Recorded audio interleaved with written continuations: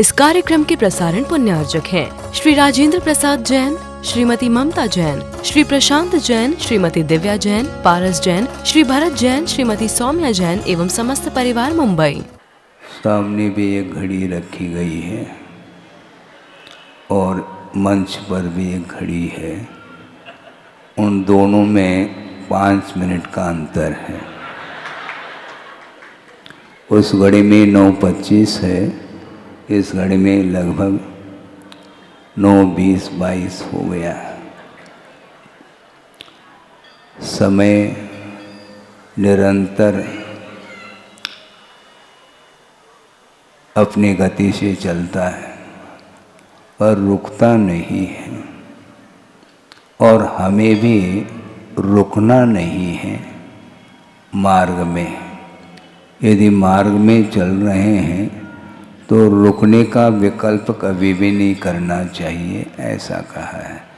फिर भी आप लोगों की भावना को लेकर के कुछ समय के लिए रुकते रुकते चले जाते हैं। पैसेंजर गाड़ी होती है, वो बीच बीच में छोटे छोटे स्टेशन पर भी वो रुकती है। उसी प्रकार ये गाड़ी भी बीच बीच में रुक जाती है, पुनः आगे बढ़ जाती है। लक्ष्य तक पहुंचना है सभी को, और उस लक्ष्य तक पहुंचने के लिए जो आलम्बन, जिसका आश्रय आधार लिया जाता है, वह बिल्कुल संयम के अनुपालन के योग्य होना चाहिए। जैसे अभी विनीत सागर जी ने भी कहा कि गुरुदेव 50-55 साल उन्होंने निकाला है, आत्म साधना के साथ उन्होंने जीवन व्यतीत किया है, और आत्म कल्याण करने के इच्छुक जो भव्य जीव हैं उनके लिए भी उन्होंने प्रकाश दिया है। वस्तुतः प्राकृतिक जो वातावरण होता है वहाँ पर ऑटोमेटिक मन केंद्रित हो जाता है। पर्यावरण जिसको आप लोग बोलते हैं, पेड़ पौधे जहाँ पर लगे होते हैं वहाँ पर अपने आप बिना आयास के मन शांति का अनुभव करता है, क्योंकि वहाँ पर कोई भी मन को विक्षिप्त करने में कारणभूत पदार्थ देखने को नहीं मिलते हैं। जब जंगल चले जाते हैं तो वहाँ पर कोई भी व्यक्ति देखने में नहीं आता। पशु पक्षी देखने को मिलते हैं, पेड़ पौधे देखने को मिलते हैं, अनेक प्रकार के फूल इत्यादि देखने को मिलते हैं, और वहाँ पर कुछ ही क्षण के लिए पहुँच जाते हैं तो सारे सारे तनाव जो है ना समाप्त हो जाते हैं। तो तनाव जो बढ़ता है वह प्राकृतिक वातावरण में नहीं बढ़ता, किंतु जहाँ पर जो क्षेत्र मन को विकृत करने में कारण होता है उस क्षेत्र के माध्यम से ही मन में विकृति आती है। आवे अनिवार्य नहीं है, किंतु प्राथमिक भूमिका में जो साधक होता है वह इन चीज़ों से बहुत जल्दी प्रभावित हो सकता है, होता है। इसलिए गुरुदेव ने इतना विशाल संघ का जो निर्माण किया है वह सिद्ध क्षेत्र, अक्षय क्षेत्र में चातुर्मास, वर्षा योग, ग्रीष्मकालीन, शीतकालीन समय को व्यतीत करते हुए उन्होंने इतना विशाल संघ का निर्माण किया है। वो महानगरी गए नहीं है, किसी निमित्त से जाना हुआ हो ये बात अलग है। जैसे 1983 में ईसरी चातुर्मास हुआ था, मधुवन के पास, और चातुर्मास संपन्न करके वहाँ से खंडगिरी उदयगिरी जो सिद्ध क्षेत्र है उड़ीसा में, वहाँ पर जाने का उनका मन हुआ। और बीच में कलकत्ता आ गया, गए नहीं थे वो, कलकत्ता जाने का उनका कोई उद्देश्य नहीं था, किंतु बीच में कलकत्ता है तो हम क्या कर सकते हैं, वो पकड़ता थोड़ी हमें। और निकल गए और सिद्ध क्षेत्र की वंदना करके वापस आ गए। तो इस प्रकार बीच में कभी प्रसंग आते हैं शहर में जाने के लिए, किंतु उनका ज़्यादातर समय सिद्ध क्षेत्र अक्षय क्षेत्र में ही व्यतीत हुआ है। निरंतर उनकी साधना चलती रही है। मैं क्षुल्लक अवस्था में था, उसके पहले ब्रह्मचर्य अवस्था में भी था। उस समय मुझे विस्मय होता था कि इस प्रकार की साधना करने वाले साधक शायद ही मिल पाएंगे।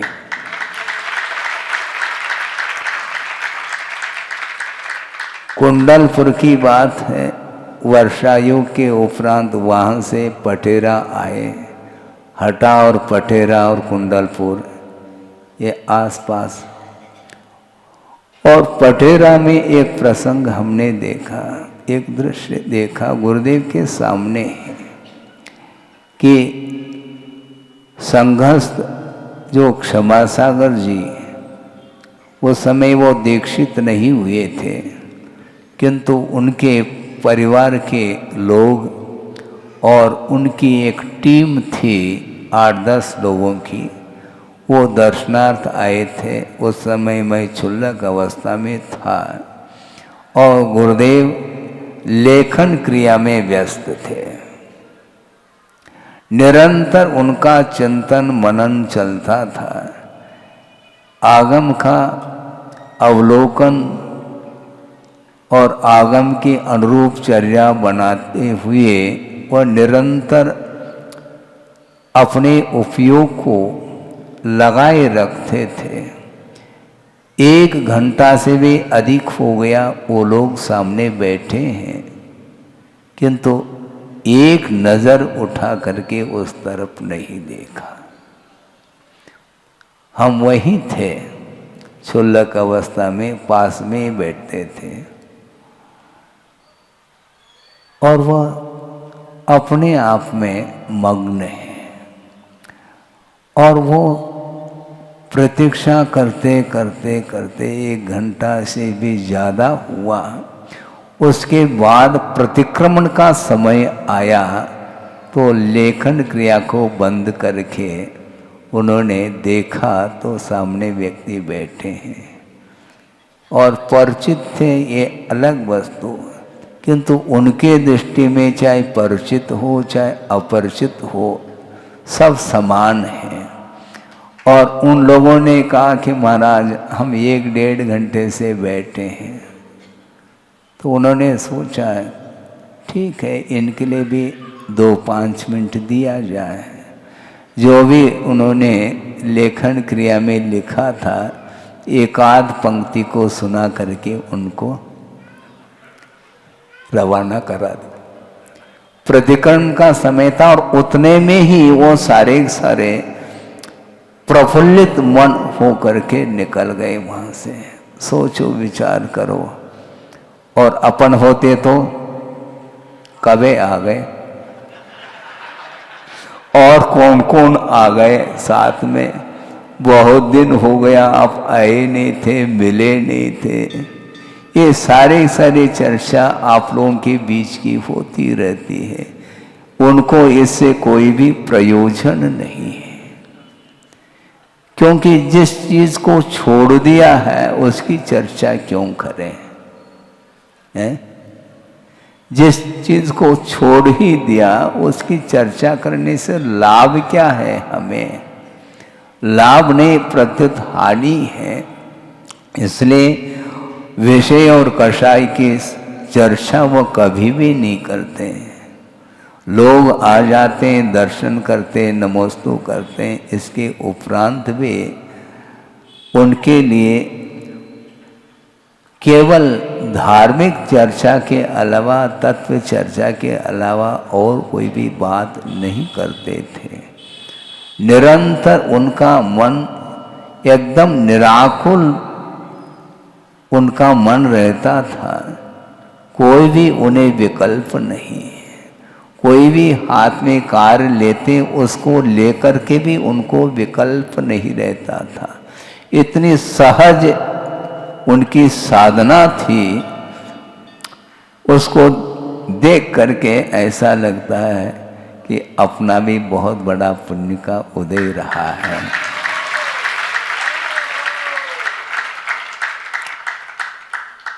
ऐसे दिगंबरत्व को लिए हुए साधक का दर्शन करना बहुत भव भवांतर का पुण्य, उसके बिना संभव नहीं है। इसके उपरांत भी नाना जीव होते हैं संसार में, सब अपने अपने विकल्पों को लेकर के उलझे हुए रहते हैं। उनके उलझनों को कौन सुलझा सकता है? भगवान भी नहीं सुलझा सकते, ये स्पष्ट है।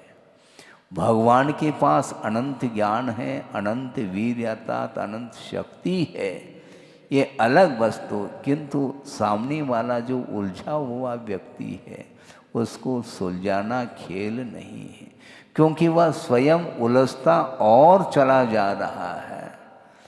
वह सुलझना चाहें तो मौन बैठे हैं, मान लो आचार्य महाराज, तो उनका सुलझन समाप्त हो सकता है। उपदेश की कोई आवश्यकता नहीं, क्योंकि यह प्रायोगिक धर्म है। ये प्रायोगिक धर्म है। मात्र धर्म श्रवण के माध्यम से ही बोध होता है, सम्यक की उत्पत्ति होती है, ऐसा नहीं है। सम्यक की उत्पत्ति के लिए अनेक कारण हुआ करते हैं, उसमें से जिनबिंब दर्शन भी एक साधन है। जिनेंद्र भगवान के पास आप पहुंच जाते हैं और उनकी उपासना करते हैं, उनकी आराधना करते हैं, उनकी पूजन अर्चन आदि करते हैं, उनकी स्तुति करते हैं, उस समय भगवान क्या आपकी ओर देख रहे हैं? और मान लो आप अपने दर्शन करने के लिए आए हैं और दर्शन तो बाद में करते हैं, पहला परिचय देते हैं, महाराज हम अशोक नगर से आए हैं, नमोस्तु। हम अशोक नगर से आए हैं, नमोस्तु। उसके साथ अरे नमोस्तु कर लो ना। ये परिचय भगवान के सामने नहीं देते, क्योंकि भगवान बोलते नहीं, न भगवान देखते हैं, न भगवान आशीर्वाद देते हैं, न बोल रहे हैं, न देख रहे हैं। उनकी दृष्टि तो नासाग्र पर है, किंतु वहाँ पर कोई विकल्प आपको नहीं होता। एक पुंज चढ़ाया और 1 मिनट में बाहर हो गए। किंतु क्या महाराज, आप तो हमारे लिए भगवान हैं, आप ही भगवान हैं। ऐसा सुनो, ताली नहीं बजाओ। ताली बजाने के लिए नहीं कहा, आपकी बात हमने आपके सामने रखी है। आप कहते हैं महाराज आप ही भगवान हमारे, तो हम कहते भैया वेदी में विराजमान कर दो ना, क्या दिक्कत है? जब हम भगवान ही है, छत्र और लगा दो, चौहर और अगल बगल में लटकाओ। ये सब क्या है? एक भक्ति वशात आप लोग कह देते हैं ये अलग वस्तु। आप ये भी कहते आप तो चलते फिरते सिद्ध है महाराज, मतलब सिद्ध परमिष्ठ भी चल फिर रहे, मतलब है। यदि घूमते घामते अशोकनगर पहुंच जाएंगे सिद्ध परमिष्ठी, क्या है? लेकिन भाव है, भक्ति है, समर्पण भाव है, इसलिए मुख से ये वचन निकलते हैं। किंतु गुरुदेव ये कहना चाहते हैं भक्ति अलग वस्तु और सिद्धांत अलग वस्तु।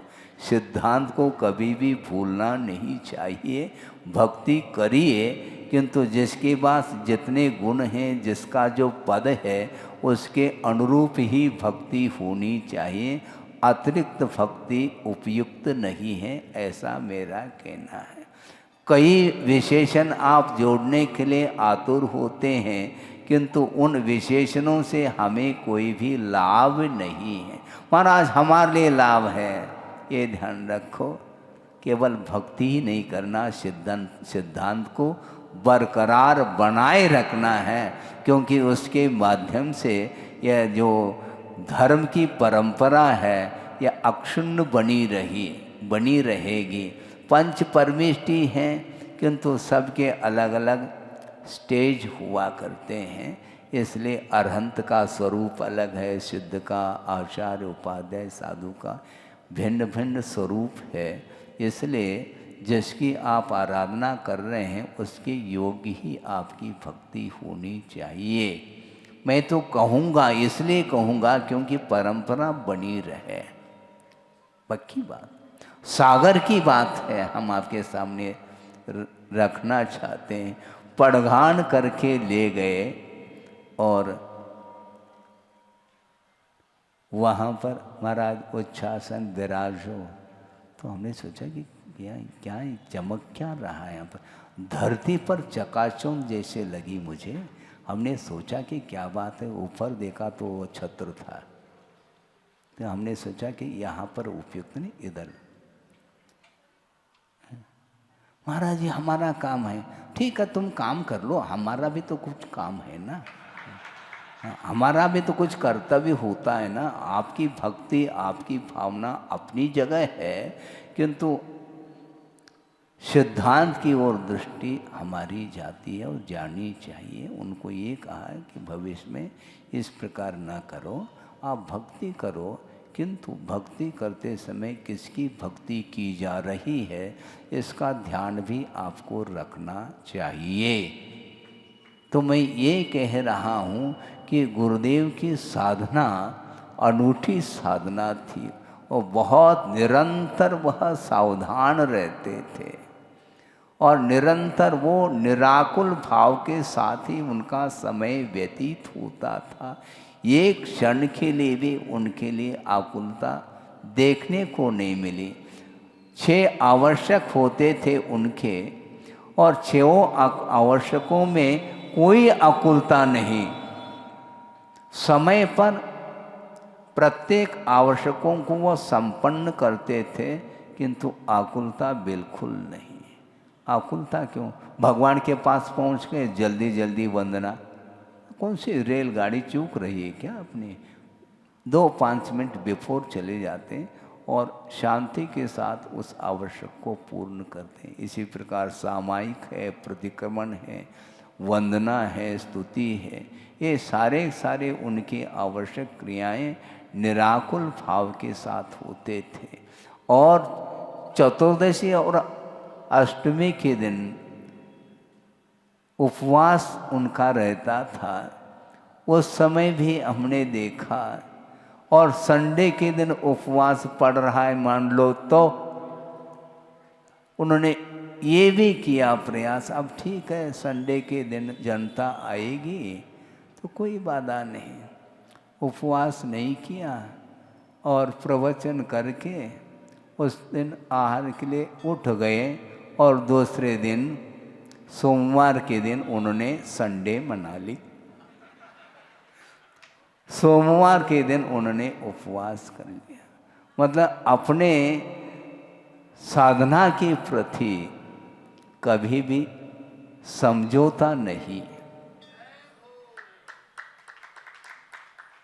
संघ के लिए, समाज के लिए पूरा का पूरा समय देते और अपनी साधना को वो कभी भी साइड में नहीं रखते थे।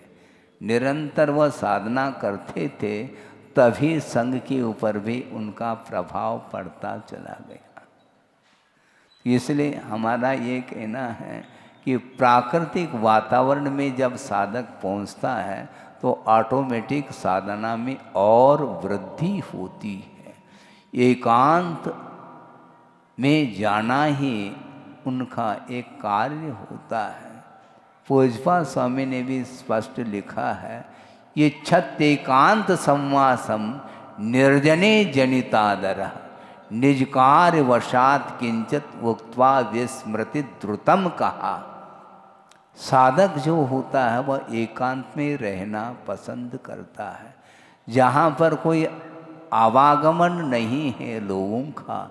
निर्जने जनितादर, जहाँ पर लोग नहीं है ऐसे स्थान में उनका आदर भाव व्यक्त हो रहा है और अपन भीड़ को पसंद कर रहे हैं।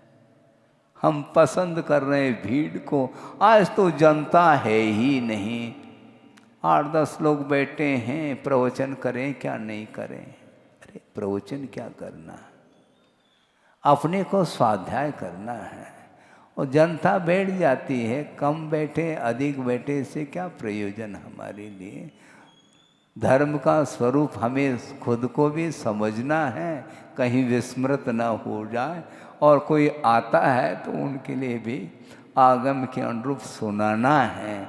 इसलिए निर्जने जनितादर कहा है। कुंडलपुर में उन्होंने चातुर्मास कई किए हैं और उस समय वो प्रतिदिन आहार की चर्या करके और प्रवचन आदि दे करके ऊपर ही चले जाते थे पहाड़ पर। और रात में भी वहीं पर मंदिर में परिक्रमा के पीछे वो घंटों साधना करते थे। और वहाँ पर अर्ध निशा का सन्नाटा। वहाँ पर पहाड़ में तो दिन में भी अर्ध दिवा का सन्नाटा, रात में तो है ही, दिन में भी वहाँ पर कोई भी नहीं आते। कौन आएंगे वहाँ पर? शांत वातावरण रहता था और वहाँ पर लेखन मनन चिंतन इत्यादि करते थे वो।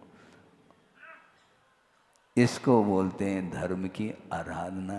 किंतु धीरे धीरे धीरे काल का परिवर्तन हो रहा है और वह भीड़ बढ़ती चली जा रही है। किंतु गुरुदेव का ये कहना है, भीड़ तो आएगी, निरंतर बढ़ सकती है भीड़, किंतु नीड में रहना पसंद होना चाहिए। नीड का अर्थ क्या होता है? अपने आप में रहो। हाँ, अपने आप में रहने का पुरुषार्थ करोगे तो निश्चित रूप से कर्म कटेंगे। कर्म को काटना है क्या दिन काटना है ये बोलते थे हो। हमें दिन नहीं काटना है, हमें कर्म काटना है। टाइम पास नहीं करना है। टाइम पास करोगे तो तुम पास नहीं होगे, फेल हो जाओगे। पास के दो अर्थ हो गए ना। पास का अर्थ उत्तीर्ण होना होता है और पास का अर्थ व्यतीत करना होता। टाइम को हमें व्यतीत नहीं करना, टाइम पास नहीं करना, किंतु टाइम मौलिक यह समय मिला है। समय का अर्थ काल भी होता है, समय का अर्थ आगम भी होता है और समय का अर्थ आत्म तत्व भी हुआ करता है। इसलिए आत्मा का दर्शन करना चाहो, समय अर्थात आत्मा, उसका दर्शन करना चाहो तो समय का अर्थ आगम, आगम में ही निरंतर आपका उपयोग बना रहे तो समय अर्थात आत्मा का दर्शन हो सकता है। नहीं है तो भीड़ की ओर तुम दृष्टि रखोगे तो बस फिर उन्हीं के हो जाओगे तुम। हाँ, क्योंकि आते हैं तो महाराज हम अमुक जगह से अमुक जगह से अमुक जगह से आए हैं, तो हम भी अमुक जगह से आए हैं, ऐसा उनको भी बोलते। महाराज हम बहुत दूर से आए हैं। हम कौन पास से? हम भी बहुत दूर से आए हैं, पता नहीं किस गति से आए हैं और कहाँ जाना है ये हमें ध्यान में रखना चाहिए। ये मनुष्य पर्याय मिली है और इसको यूं ही यदि मान लो राग द्वेषादि के साथ व्यतीत करते हैं, जैसा कि विनीत सागर जी ने अभी कहा था कि ख्याति का अर्थ खाई होता है। उस खाई में गिरना नहीं, अनंत काल से ये गिरता आया है, इसलिए उस खाई से अपने को ऊपर उठना है। ख्याति, लाभ, पूजा इत्यादि के माध्यम से जो कर्म का आश्रव होता है, पाप कर्म का आश्रव, उसको आप आगम के माध्यम से जानने का पुरुषार्थ करेंगे। क्योंकि आत्म प्रशंसा के माध्यम से मैं सिद्धांत की बात करने जा रहा हूँ। आत्म पुरुषार्थ, अपने आत्म प्रशंसा के कारण नीच गोत्र का बंध होता है। आप कौन सा गोत्र, किस गोत्र का बंद करना चाहते हैं भाई साहब? अच्छा, उच्च गोत्र का है, बिल्कुल तुम उच्चतम गोत्र का बंद करो, लेकिन आत्म प्रशंसा से तुम्हें ऊपर उठना है। आप दूसरे की निंदा करो या ना करो, किंतु उससे भी भयानक स्थिति है आत्म प्रशंसा। हाँ, ये तन की भूख तो तनक सी है, लेकिन मन की जो भूख है, ये ख्याति, पूजा, लाभ, प्रशंसा, सम्मान, वो ये सारे सारे परिभ्रमण के लिए कारण है। एक व्यक्ति का सभा में सम्मान हो रहा था, शाल श्रीफल के माध्यम से शाल ओढ़ाया गया उसको, और वह छोटा बालक सोच रहा है ये शाल क्यों उड़ाया जा रहा है? हो सकता है पिताजी को ठंड लग रही हो। ठंड नहीं लग रही है, वह ठंड जो लग रही है वह रुक जाएगी। क्या होगा? सोचो, विचार करो, शाल ओढ़ने का अर्थ क्या है? गर्मी के दिन में शाल ओढ़ाया जा रहा है, ठंड के दिन में हो तो फिर भी ठीक है, किंतु शाल ओढ़ने का अर्थ वहाँ पर सम्मान है, और सम्मान का भाव आता है, वो ठीक नहीं माना जाता। ये ठीक है जिसके पास कोई विशेष गुण इत्यादि हैं, उस ओर दृष्टि जानी चाहिए। और आप लोगों का कर्तव्य है, गुणशु प्रमोदम कहा है, गुणों की ओर दृष्टि जानी चाहिए, किंतु जिसके अंदर गुण हैं उसकी दृष्टि अपने गुणों की ओर नहीं जानी चाहिए। अपने अंदर ढेर सारे भी गुण हों तो ऐसा महसूस होना चाहिए मेरे पास गुण है कहाँ, क्योंकि अनंत गुण के धनी धारी भगवान होते हैं, और मेरे पास 2-4 गुण हो गए तो क्या वेट बढ़ जाएगा क्या हमारा? हमारा वेट बढ़ जाएगा क्या? नहीं बढ़ेगा, क्योंकि अनंत गुण होते हैं। आत्मगत गुण, उनको व्यक्त करने के लिए ये सारा सारा उपक्रम है, पुरुषार्थ है। इसलिए आत्मदर्शन करने वाला व्यक्ति कभी भी बाहर की ओर उसकी दृष्टि नहीं जाती, कौन किस रूप में मेरे साथ क्या व्यवहार कर रहा है। वो आप व्यवहार करते रहो और वो अपने निश्चय में लीन है। भगवान को आपकी पूजा से कोई भी प्रयोजन नहीं। आपकी पूजा से उनका कोई गुणस्थान का विकास होना है क्या है? गुणस्थान का जो विकास होता है वह साधना के माध्यम से होता है। रत्नत्रय की आराधना करने से गुणस्थान का इतना विकास हुआ कि मोह का क्षय होने के उपरांत उन्हें 13वां गुणस्थान प्राप्त हुआ है, और आपकी पूजा से 13वां गुणस्थान उन्हें प्राप्त नहीं हुआ, ये ध्यान रखो। महाराज फिर उनकी आराधना क्यों करें? हमें भी 13वां गुणस्थान प्राप्त करना है, इसलिए मतलब उनकी आराधना उपासना करने से उन्हें कोई लाभ नहीं है, किंतु अपने लिए ही लाभ है। इसलिए हमेशा साधक की दृष्टि बाहर नहीं जाती, अंतर्दृष्टि हमेशा बनी रहती है।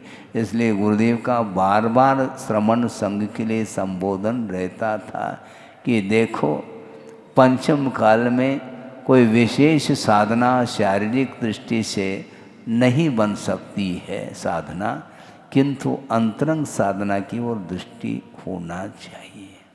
और साधक की हमेशा अंतरंग साधना की ओर दृष्टि जाती है तो निश्चित रूप से कर्म का विनाश होता है। हमें कर्म का विनाश करना है। ये नो कर्म शरीर माना जाता है। ये शरीर मिला है और ये छूटने वाला है और इसकी अंत्येष्टि होगी, किंतु मोह की अंत्येष्टि करना है हमें।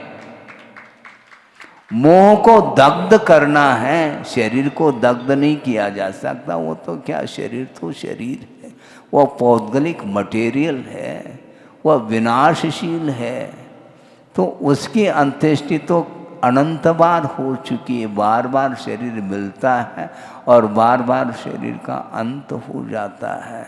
शरीराश्रित जीवन चल रहा है संसारी प्राणी का, इसलिए हमें शरीर की ओर ध्यान नहीं देना, किंतु भीतर जो कर्म है उनको जलाने के लिए या तप को अंगीकार किया जाता है।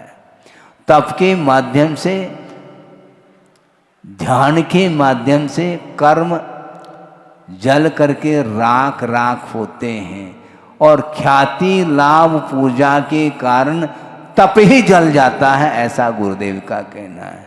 हमें तप को नहीं जलाना है, हमें कर्मों को जलाना है। और कर्मों को जलाने के लिए, कर्मों की निर्जरा के लिए तप को अंगीकार किया जाता है, क्योंकि तपसा निर्जरा च यह सूत्र आता है। इसलिए समीचीन रूप से तप को अंगीकार किया जाता है। कर्म क्षयार्थम तप्यते इति तपः। कर्म क्षय के उद्देश्य को लेकर के तप अंगीकार किया जाता है और निरंतर वह तप करता करता करता काफ़ी समय व्यतीत हो जाता है तो सारे सारे कर्म ढीले पड़ जाते हैं और समाप्त हो जाता है। आपको क्या समाप्त करना है? मोह समाप्त करना है क्या? नहीं, मोह समाप्त करना है तो अपने अपने क्षेत्र के प्रति जो मोह है ना, उसको पहला समाप्त करना है हमारा। मतलब क्या हुआ? अशोकनगर को छोड़ना पड़ेगा। हाँ। और वहाँ पर गांव भी है, बताते हैं गांव मंदिर, तो गांव को भी छोड़ना है, अशोकनगर को भी छोड़ना पड़ेगा। उसके बिना शिवनगर नहीं आ सकता, ये ध्यान रखो। और शिवनगर वालों के लिए भी हमारा कहना है, शिवनगर को छोड़ना तब जाकर के वहाँ पर पहुँचेंगे। नगर यहाँ पर नहीं, न वहाँ पर है, किंतु मोक्ष मुक्ति इसी धरती पर मिलती है। और ये एक समय के बस इतना ही काल लगता है, वहाँ पर लोक के अग्रभाग पर जाकर के अनंत काल के लिए विराजमान होता है। इसलिए हमारा आप लोगों के लिए यही कहना है, ये मनुष्य जीवन जो मिला है ये बहुत दुर्लभ वस्तु है। बहुत सासे पुण्य का संचय करने से मनुष्य पर्याय मिलती है, उसमें भी उच्च कुल मिल जाता है, उसमें भी और भी बहुत सारे मोक्ष मार्ग की सामग्री प्राप्त हो जाती है। अब उसका सदुपयोग करना शेष रह जाता है। इस प्रकार की मोक्ष मार्ग की योग्य सामग्री को प्राप्त करने के उपरांत भी जो इन साधनों का कोई सदुपयोग नहीं करता है, उसके लिए कोई गारंटी नहीं है कि अगले भाव में कौन सी उसको पर्याय मिलेगी। इसलिए जो पर्याय मिली है, निरंतर धर्म ध्यान करते हुए व्यतीत करेंगे तो निश्चित रूप से शिवनगर पहुंच सकते हैं। पहुँचे इस पवित्र भावना के साथ। अहिंसा परमो धर्म की जय। बोधि समाधि परिणाम शुद्धि स्वात्मोपलब्धि शिव सौख्य सिद्धि चिंतामणिम चिंतित वस्तुदाने त्वां वंद मानस्य ममास्तु देव। परम पूजाचार्य गुरुवर श्री विद्यासागर जी मुनि महाराज की जय। इस कार्यक्रम के प्रसारण पुण्यार्चक थे श्री राजेंद्र प्रसाद जैन, श्रीमती ममता जैन, श्री प्रशांत जैन, श्रीमती दिव्या जैन, पारस जैन, श्री भरत जैन, श्रीमती सौम्या जैन एवं समस्त परिवार मुंबई।